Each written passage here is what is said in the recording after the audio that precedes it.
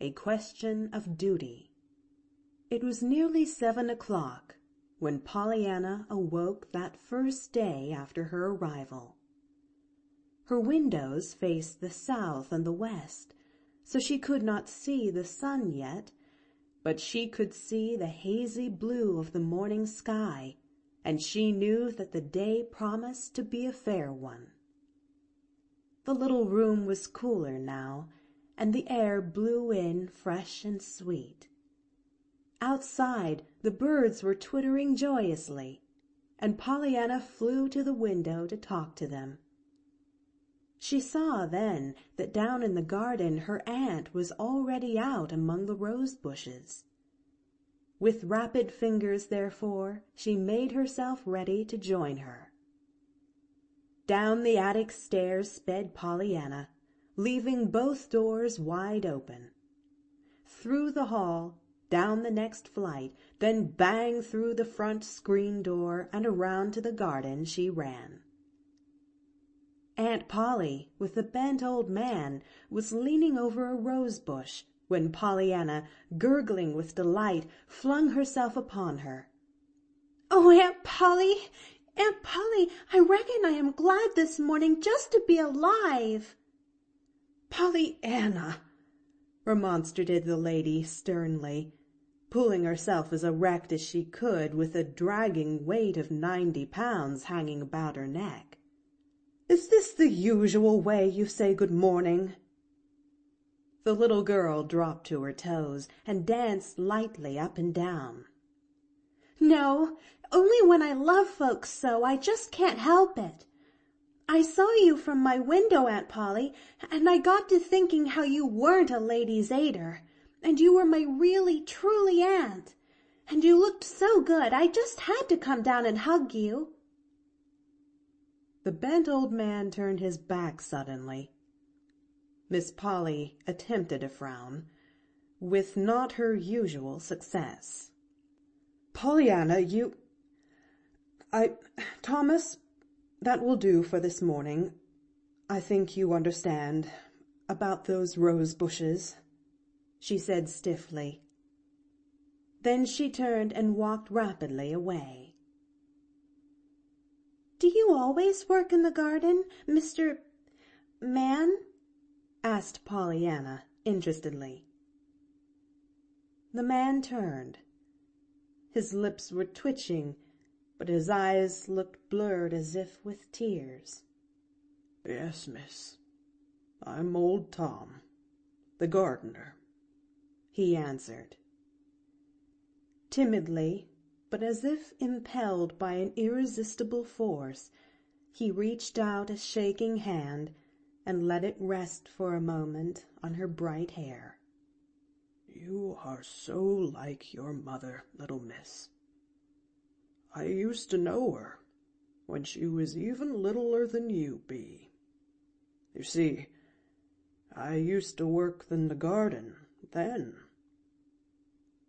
Pollyanna caught her breath audibly. "You did? And you knew my mother? Really?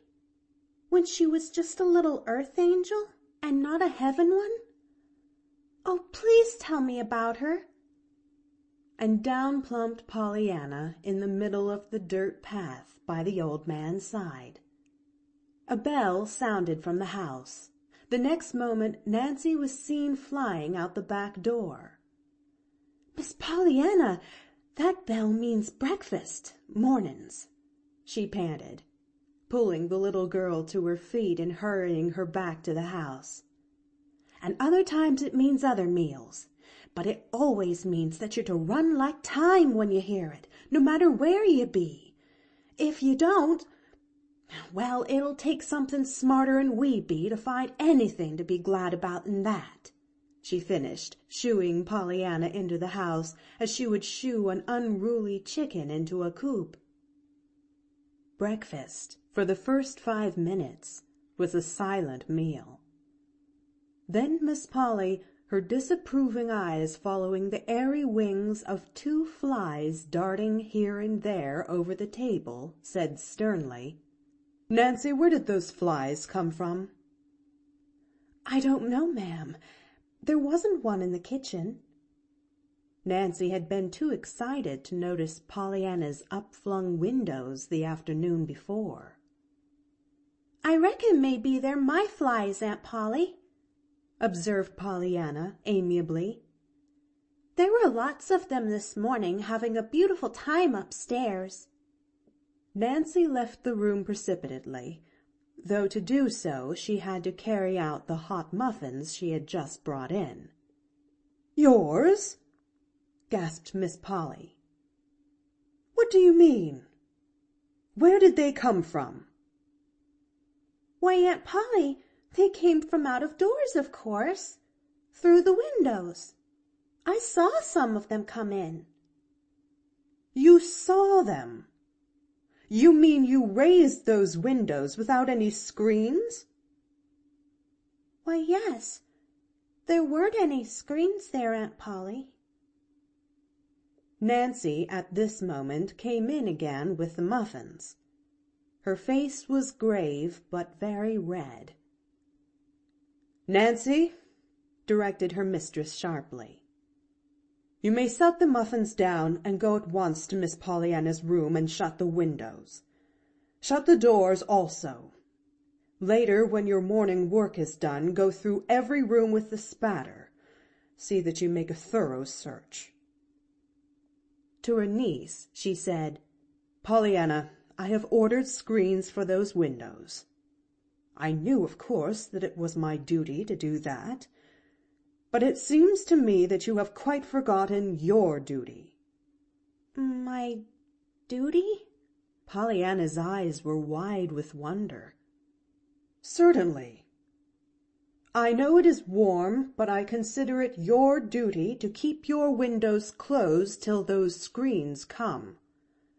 Flies, Pollyanna, are not only unclean and annoying, but very dangerous to health. After breakfast I will give you a little pamphlet on this matter to read." "To read? Oh, thank you, Aunt Polly. I love to read." Miss Polly drew in her breath audibly. Then she shut her lips together hard. Pollyanna, seeing her stern face, frowned a little thoughtfully. "Of course I'm sorry about the duty I forgot, Aunt Polly," she apologized timidly. "I won't raise the windows again." Her aunt made no reply. She did not speak, indeed, until the meal was over. Then she rose, went to the bookcase in the sitting-room, took out a small paper booklet, and crossed the room to her niece's side. "This is the article I spoke of, Pollyanna. I desire you to go to your room at once and read it. I will be up in half an hour to look over your things." Pollyanna, her eyes on the illustration of a fly's head, many times magnified, cried joyously, "Oh, thank you, Aunt Polly." The next moment she skipped merrily from the room, banging the door behind her. Miss Polly frowned, hesitated, then crossed the room majestically and opened the door, but Pollyanna was already out of sight, clattering up the attic stairs. Half an hour later, when Miss Polly, her face expressing stern duty in every line, climbed those stairs and entered Pollyanna's room, she was greeted with a burst of eager enthusiasm. "Oh, Aunt Polly, I never saw anything so perfectly lovely and interesting in my life. I'm so glad you gave me that book to read. Why, I didn't suppose flies could carry such a lot of things on their feet, and—" "That will do," observed Aunt Polly with dignity. "Pollyanna, you may bring out your clothes now, and I will look them over. What are not suitable for you I shall give to the Sullivans, of course." With visible reluctance, Pollyanna laid down the pamphlet and turned toward the closet. "I'm afraid you'll think they're worse than the Ladies' Aid did, and they said they were shameful." She sighed. But there were mostly things for boys and older folks in the last 2 or 3 barrels, and did you ever have a missionary barrel, Aunt Polly? At her aunt's look of shocked anger, Pollyanna corrected herself at once. Why, no, of course you didn't, Aunt Polly, she hurried on with a hot blush. I forgot. Rich folks never have to have them. But you see, sometimes I kind of forget that you are rich. Up here in this room, you know. Miss Polly's lips parted indignantly, but no words came. Pollyanna, plainly unaware that she had said anything in the least unpleasant, was hurrying on. Well, as I was going to say, you can't tell a thing about missionary barrels, except that you won't find in 'em what you think you're going to, even when you think you won't. It was the barrels every time, too, that were the hardest to play the game on, for Father and— Just in time, Pollyanna remembered that she was not to talk of her father to her aunt. She dived into her closet then, hurriedly, and brought out all the poor little dresses in both her arms. They aren't nice at all, she choked.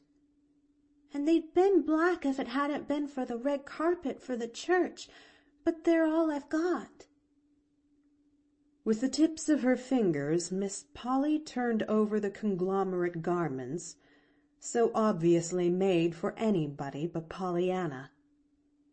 Next she bestowed frowning attention on the patched undergarments in the bureau drawers. I've got the best ones on, confessed Pollyanna anxiously. The Ladies' Aid bought me one set straight through all whole. Mrs. Jones, she's the president, told 'em I should have that if they had to clatter down bare aisles themselves the rest of their days. But they won't. Mr. White doesn't like the noise. He's got nerves, his wife says, but he's got money too, and they expect he'll give a lot toward the carpet, on account of the nerves, you know. I should think he'd be glad that if he did have the nerves he'd got money too, shouldn't you? Miss Polly did not seem to hear. Her scrutiny of the undergarments finished, she turned to Pollyanna somewhat abruptly. You have been to school, of course, Pollyanna? Oh, yes, Aunt Polly. Besides I was taught at home some, too. Miss Polly frowned. Very good.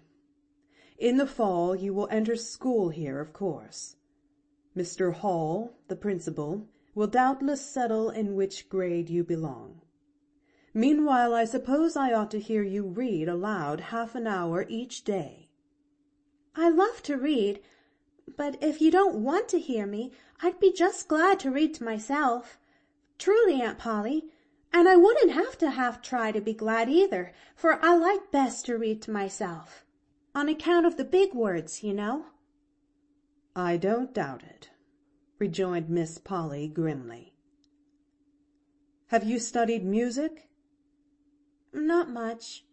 I don't like my music. I like other people's, though. I learned to play on the piano a little. Miss Gray, she plays for church. She taught me.